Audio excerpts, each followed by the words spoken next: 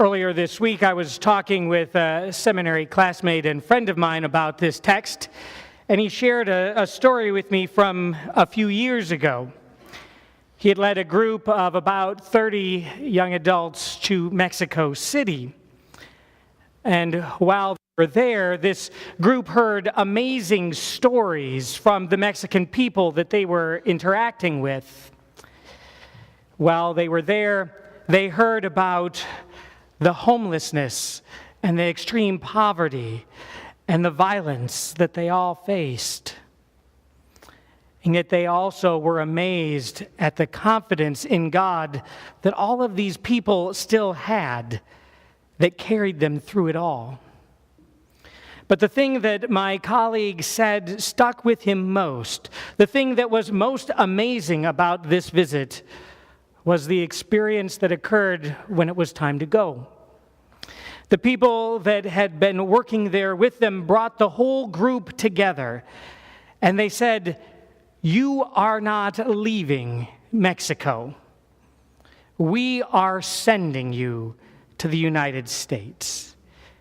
We send you to be God's witnesses. Tell the people of the United States what you have seen here, what God is doing. Indeed, we don't send you, but the God of the harvest sends you as laborers into his harvest."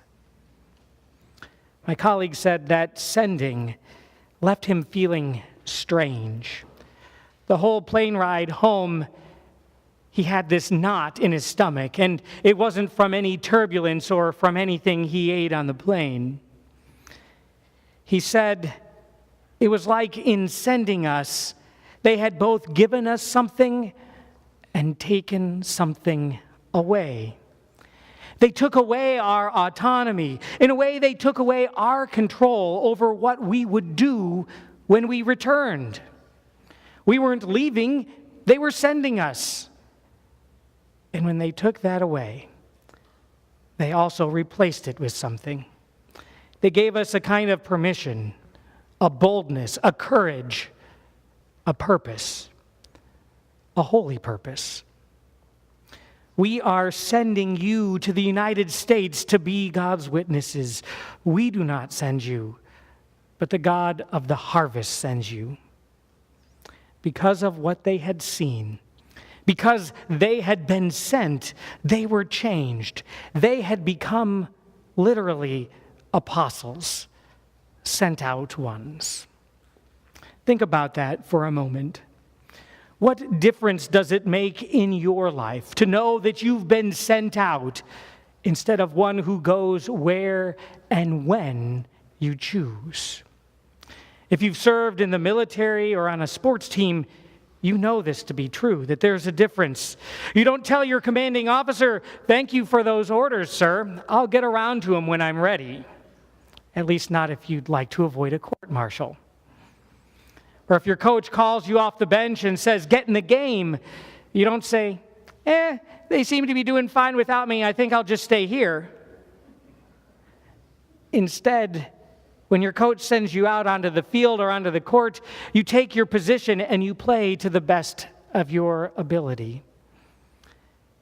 At the end of this service, Melanie will say, "Go in peace. The Spirit sends us forth to serve." And I hope we all will say, "Thanks be to God." Just think for a moment about those words. If it isn't that phrase, it's something like, "Go in peace, remember the poor," or "Go in peace, share the good news," or "Go in peace, serve the Lord." These are the last words of the sending portion of the service. In fact, these words are the sending, God's sending. We don't leave this place, we are sent. It may seem like a nitpicking little difference, but it's a powerful one. We don't leave here under our own authority or with an agenda of our own choosing. Instead, God sends us forth, sends us out from here with Christ's authority and to do his agenda. And what is that agenda? Well, in Matthew, we see that it's rooted in compassion and love. It's rooted in the same compassion and love that Jesus poured out for us on the cross. The same compassion and love that we see and hear and touch and taste in the waters of baptism and in the bread and wine of communion. Christ's agenda of love and compassion is just as we heard it in Matthew today. It goes like this: go in peace. And as you go, proclaim the good news that the kingdom of heaven has come near. Cure the sick, raise the dead, cleanse the lepers, cast out demons. You received without payment, give without payment. Now, I know that can be a seemingly impossible task at times, especially when you consider that Jesus wasn't asking the disciples just for a little money or a time slot in their weekly schedule. Instead, by sending them, Jesus stakes a claim to their whole lives, to their entire agendas, to their very selves. But that's the grace in this text too, because in sending us, Jesus takes away the power of the selfish moments that we would spend, or the selfish things that we would do, or the hurtful words that we would say, and he gives them all to God. Jesus puts us in God's hands to be God's hands in a harassed and helpless world. While they were there in Mexico, my colleague said that the good news was powerfully proclaimed to them.